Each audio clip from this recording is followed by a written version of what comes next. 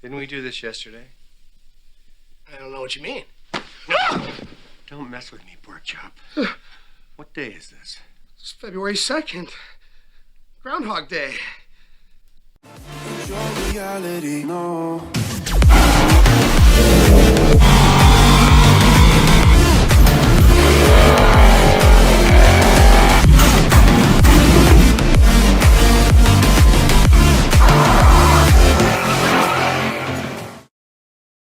So our main goals today are, number one, get our mess cleaned up.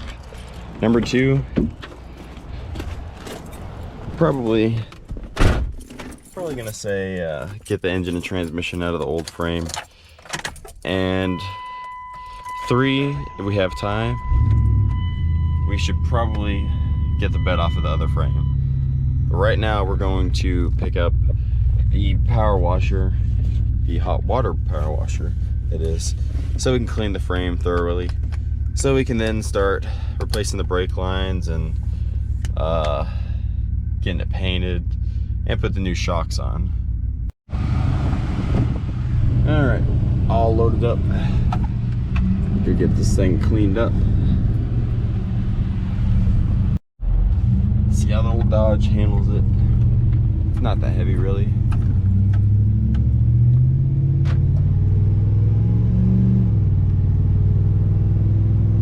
It is a 5.9. Oh yeah, flawless.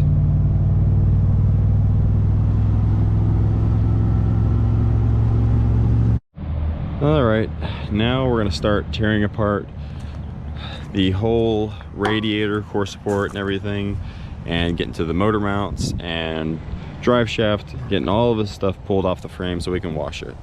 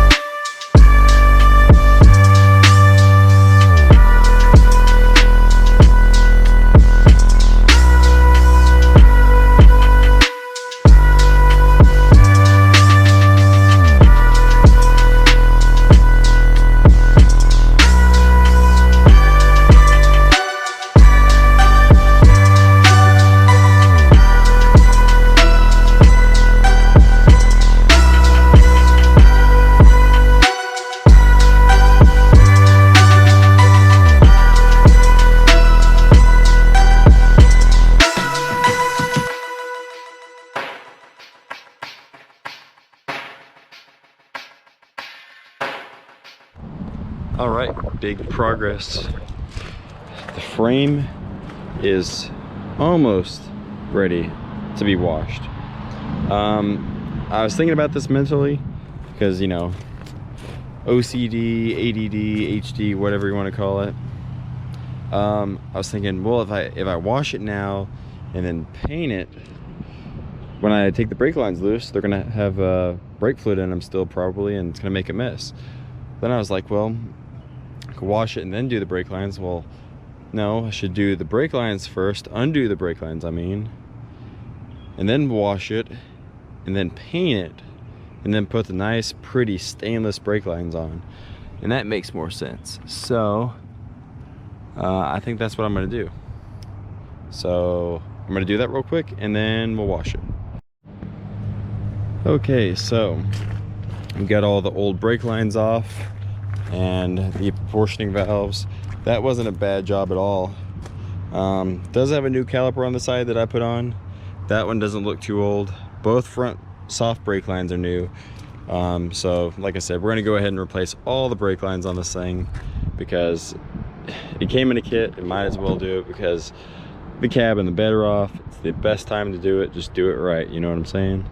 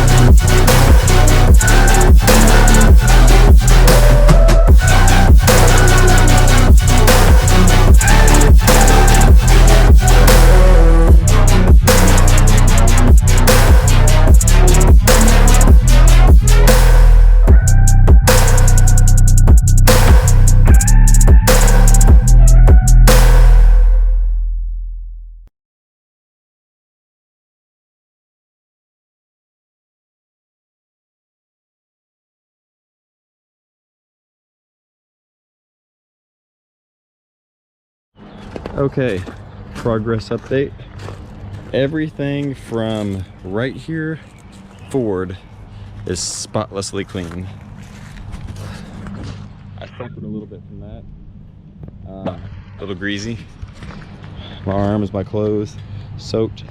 Well worth it though. Still like wet and everything, but I mean, let me give you a good example. I mean, the frame is just spotless now. All of this was caked, especially right up in there, was just absolutely caked in grease. You can see the difference right there. Get the glare out. Clean, not clean.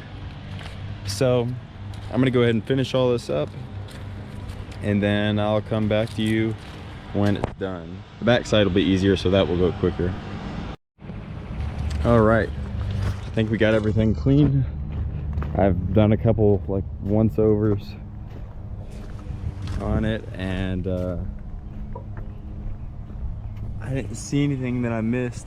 Look how rusty the shock housings are, the dust shields. Got all the rear end clean, the tank clean. The reason this frame's actually so nice in most places is because it's actually got a textured like a rhino lining already, or like a, you know, undercoating. Even though this is a northern truck, Now the front half doesn't appear to have it, or it just came off, but being so oily and nasty, it saved the frame. So there's a little bit of surface rust up here, but we'll clean that up and then paint it. But wow, was it just unbelievably disgusting up here, and it came out like brand new. So that's gonna do it for this video. In the next one, we will start treating the little bit of rust areas and then paint it, excuse me, and I think brake lines. Then we'll wash the engine and throw it back in. So stay tuned.